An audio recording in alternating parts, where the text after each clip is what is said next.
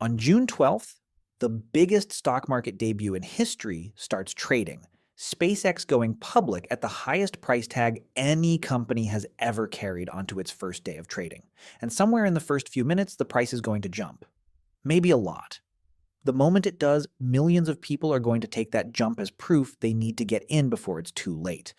Here's the problem with that instinct. Back in 2021, Rivian had one of the hottest opening days anyone had seen, up 22%. Over the next year, it fell 67. Reddit did the opposite. It dropped on day one, looked like a flop, then climbed nearly 150%. The first day told you nothing in both cases. So before you let opening day decide this for you, let's do the math everyone's skipping. Let me be clear about what this video is and what it isn't. This isn't a video about SpaceX being a bad company. By almost any measure, it's an extraordinary one.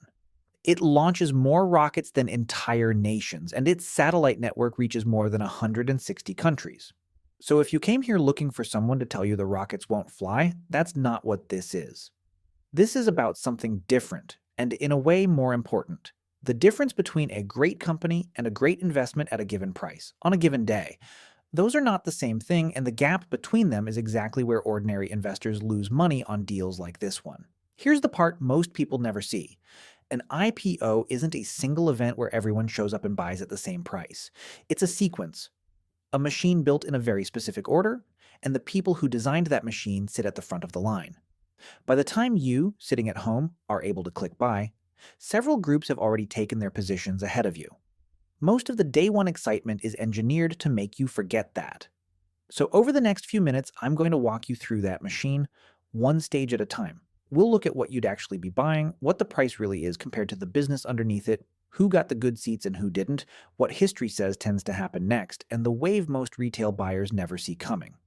By the end, you won't need me to tell you what to do. You'll be able to run the numbers yourself. Let's build this from the ground up, because every part that follows depends on it. A company like SpaceX has been private for years. That means its shares are owned by a relatively small group, its founders, its employees, and the investment firms that funded it along the way. You couldn't buy those shares in your brokerage account no matter how much you wanted to. An initial public offering, an IPO, is the moment that changes. The company sells a slice of itself to the public for the first time, and from then on, its shares trade on an exchange where anyone can buy and sell. SpaceX will trade on the NASDAQ under the ticker SPCX, and the first day of trading is targeted for June 12th. Now here's the piece that matters most, and the piece that gets glossed over in all the excitement.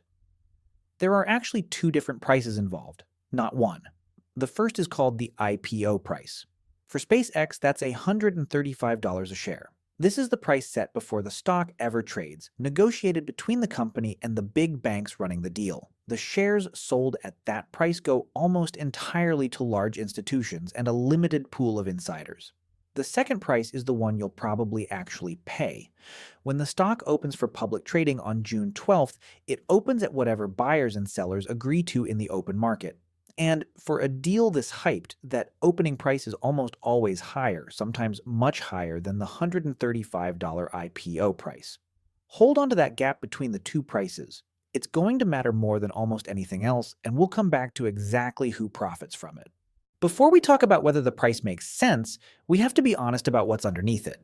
So let's look at the actual business, using the numbers the company itself put in its filing.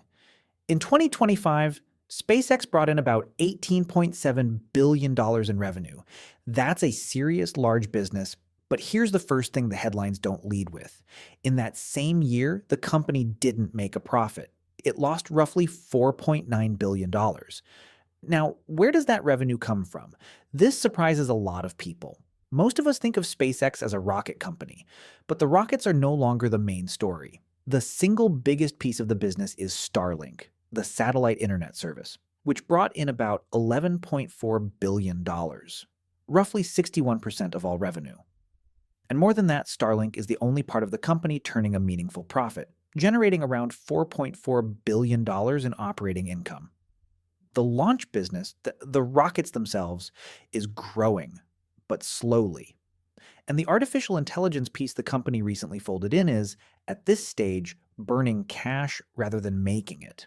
So when you buy a share of SpaceX, you're really buying one profitable engine, Starlink, towing several heavier money-losing cars behind it. There's a reasonable case that those other cars become valuable someday.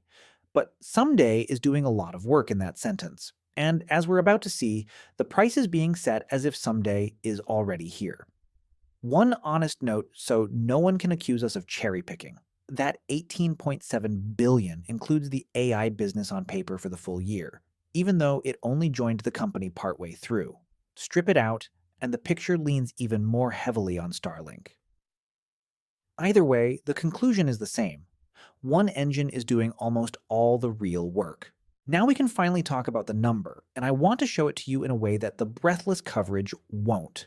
Most videos will tell you SpaceX is going public at a $1.75 trillion valuation, and let the sheer size of that number do the talking. That's true, but it's not the most revealing part. The most revealing part is how fast that number got there. Rewind less than a year. In the middle of 2025, SpaceX was valued, in a private sale of its own shares, at around $400 billion.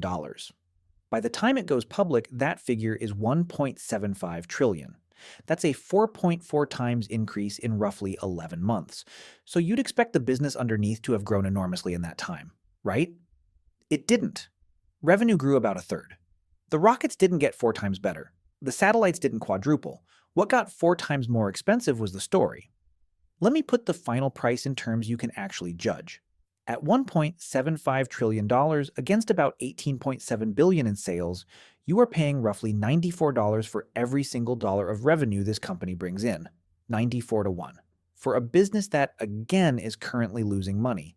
To give you a sense of how steep that is, most large, established, profitable companies trade somewhere in the low single digits to low double digits on that same measure. Even the market's most beloved high flyers rarely sustain anything close to 94. And this isn't just my opinion. One of the most respected independent research firms on Wall Street ran its own detailed valuation of SpaceX and concluded the company is worth roughly $780 billion. About 55% below the price it's going public at. Notice something about that number. 780 billion is almost exactly what SpaceX was privately valued at just months earlier. In other words, the entire run-up to 1.75 trillion happened in the window right before the public was invited in. Here's one more way to feel how stretched this is. Remember that Starlink is the only piece actually making money, about 4.4 billion in operating profit. Suppose you valued that profit generously, the way investors price a thriving, growing business at, say, 40 times those earnings. That would value Starlink, the crown jewel, at around $176 billion. The whole company is being sold to you for $1.75 trillion, so the profitable core explains only about a tenth of the price. The other 90% is a bet on things that haven't happened yet. So if the price is that stretched, why does it keep climbing on day one? To answer that, you have to understand the order people stand in, because it's a relay race, and you're not the first runner. You're the last. Picture the $135 IPO price as the starting line. The runners who get to start there are the big institutions and the insiders the banks hand shares to before trading opens. They lock in their position at that price, quietly, days ahead of time. That's the front of the line. Now, this particular deal has an unusual feature. Normally, ordinary investors are allocated almost nothing in a hot IPO, something like 5 to 10% of shares, and even that mostly goes to very wealthy clients. SpaceX is doing something different. As much as 30% of the offering is being steered toward everyday retail investors through the popular brokerage apps. That sounds generous. Be careful. Generosity is rarely the explanation when Wall Street widens the door. Because here's what happens to most people regardless. Even with that larger retail slice, demand for a deal this famous wildly outstrips the shares available. Most people who want in won't get an allocation at 135. So when the stock opens for trading and they still want it, they do the only thing they can. They buy on the open market at the popped up price. And who's standing on the other side of that trade, ready to sell to them? Often the very people who got the cheap seats at the starting line. That's the relay. The bat-on, the risk, gets passed from the people who bought low to the people who show up late and buy high. The pop everyone celebrates on day one isn't proof the stock is great. Mechanically, it's just the sound of the baton changing hands, and the person holding it at the end of the race is the one standing in their living room tapping buy on their phone, convinced they got in early. They didn't. They got in last. Okay, you've seen the price, and you've seen the order. Now let's talk about what actually tends to happen after a debut like this. Because there's a trap here that's more clever than the stock simply going down. Here's the setup most people miss. There's a rule change that can force a wave of automatic buying into a stock like this shortly after it lists. Big index funds, the kind sitting inside millions of retirement accounts, can be required to buy a newly public company once it qualifies, whether they think it's a good price or not. That forced buying can actually push the price up in the first days and weeks. Think about what that means for you specifically. If you hold an index fund inside a retirement account, and most people watching this do, you may end up owning a sliver of SpaceX automatically at whatever inflated price the market has set without ever deciding to. The choice gets made for you, and it gets made at the top. And it gets worse because that artificial lift is precisely the rich, elevated price that insiders are itching to sell into. The propped up price isn't a floor protecting you. It's a launch ramp for the people getting out. It creates the exit, and you're the one providing it. Underneath that propped up price, the historical record is brutal. According to research on the life cycle of public offerings, more than 90% of IPOs trade below their first day low at some point. Not their high, their low. More than 9 in 10 eventually dip beneath the worst price of their opening day, which brings us back to where we started this whole video. Remember Rivian and Reddit? Rivian had one of the most exciting opening days in recent memory, up 22%, and then fell 67% over the next year. Reddit looked like a dud on day one, slipping lower, and then climbed nearly 150%. The lesson isn't that stocks always fall, the lesson is sharper and more useful than that. The first day tells you nothing. The excitement you'll feel watching SPCX pop on June 12th is not information. It feels like information. It feels like confirmation. But the data says a strong open and a weak open are equally likely to reverse. And noise is the one thing you should never hand your money to. There's one more stage to this machine, and it's the one that catches retail investors most reliably, because it's printed in plain sight months ahead of time, and people still get blindsided by it. When a company goes public, the insiders, employees, early investors, usually can't sell their shares right away. They're locked up for a period, often around 180 days. The reason is simple. If everyone who owned cheap shares could dump them on day one, the price would collapse instantly. The lockup holds that flood back. But here's the thing about a dam. The water doesn't disappear, it just waits, and when the lockup lifts, that held back supply can come pouring into the market all at once, pushing the price down. Often right around the time the early hype has faded, and there are fewer eager buyers left to absorb it. SpaceX has designed something even trickier than the usual single release. Instead of one date where the dam opens, it's set up more like a series of timed releases.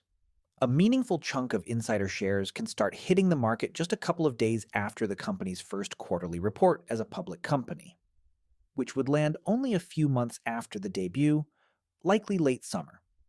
More tranches free up at intervals after that, with a further large block releasing after the next quarterly report and the remainder around the standard 6-month mark. The founder himself has agreed to hold his own stake for a full year, which sounds reassuring until you realize everyone else isn't on that schedule. And notice the cruelty of the timing. Those first releases tend to arrive right as the opening excitement is wearing off, when the headlines have moved on and the crowd of eager buyers has thinned. Fresh supply meets fading demand. That combination is exactly what pushes a price down, and it's arriving on a schedule the insiders could read in advance and most buyers never will. So picture the calendar. Not one wave, several, spaced out, each one a fresh batch of insiders finally allowed to cash out. And each time the buyers absorbing that supply are, once again, ordinary investors who got excited and bought in. Exit liquidity, that's the unglamorous term for what the latecomer becomes. Let's bring this all together with the only question that really matters. Forget predicting the stock. Nobody, not me, not the analysts, not the loudest person in your group chat, knows what SPCX will do next month. So instead of guessing the outcome, let's measure the bet. Let's ask, what would SpaceX actually have to achieve just to make buying at this price worth it? And to keep it fair, let's set the bar as low as we honestly can. Forget getting rich. Let's just ask what it takes to match what you'd have earned doing the boring, lazy thing. Buying a plain index fund and forgetting about it. Call that around 10% a year. Start at the $1.75 trillion price. To grow at 10% a year for 10 years, SpaceX would need to be worth about $4.5 trillion a decade from now. Fine. Now, what does the business have to look like to justify $4.5 trillion? Let's be generous and assume that by then it's a mature, admired company trading at a healthy multiple of its sales, richer than most blue chips ever earn. Even with that generous assumption, the math demands the company be pulling in something like $566 billion in revenue. Sit with that for a second. $566 billion, up from about $18.7 billion today. That's roughly 30 times its current revenue. To get there in 10 years, SpaceX would have to grow its revenue around 41% every single year, for 10 years straight, without stumbling once. Almost no company at this scale in history has ever done that. To put 41% a year in perspective, that's faster, for longer, than almost any technology giant you can name managed in its single best decade. And SpaceX would have to do it starting from a base of nearly $19 billion, not from a garage. And remember, that Herculean result is what's required just to tie the index fund, just to break even against doing nothing. For you to actually come out ahead, reality has to beat even that. So the honest conclusion isn't that SpaceX will fail. It's that at $135 a share, you're not buying a great company at a fair price. You're paying upfront for a near miracle, and getting the index fund's return only if that miracle fully arrives. So where does that leave you if you're genuinely drawn to this company? Because the price is steep is not the same as never touch it. There's a smarter path than the two loud options. The first loud option is to chase the hype, buy on day one, at the popped price at the end of the relay right before the supply waves. We've now seen, step by step, why that's the weakest seat in the house. The second loud option is to dismiss the whole thing forever, which throws out a genuinely remarkable business on principle. The third path is quieter, and it costs you nothing but patience. You let time do the work that hype is trying to rush you past. A few months from now, SpaceX will have reported real results as a public company, actual numbers on the record that you can hold it to. The forced index buying will have run its course. The first waves of insider selling will have washed through. The price will have had a chance to find a level that reflects the business instead of the excitement. None of that requires you to predict anything. It just requires you to not be in a hurry. And here's the part worth remembering.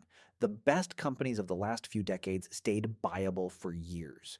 You did not have to own them on day one to do extraordinarily well. The market rewards the patient far more reliably than it rewards the early. The thing being sold to you as a once-in-a-lifetime act-now moment is, almost always, a stock that will still be there next quarter, at a price set by reality instead of by a countdown clock. The single most powerful thing in this entire video wasn't any one fact. It was the question we asked in that last big section. Not what will it do, but what would it have to do to be worth it? That question works on any stock you'll ever consider, not just this one. That's exactly why we built a tool for it. For our members, the wealth logicians, there's a calculator in the vault that runs that same expectations test for you. You plug in a company's price, its revenue, and your own goals, and it shows you the growth that price is quietly demanding, so you can see before you buy anything, whether you're paying for a business or paying for a story. If that's the kind of thinking you want in your corner, the vault is where it lives. But whether you ever touch the calculator or not, take the habit with you. The number on the screen on June 12th will be loud, the countdown will feel urgent, and none of it changes the quiet math we just did. Great company, extraordinary story, but a price that's already written a miracle into the script. Watch the open if you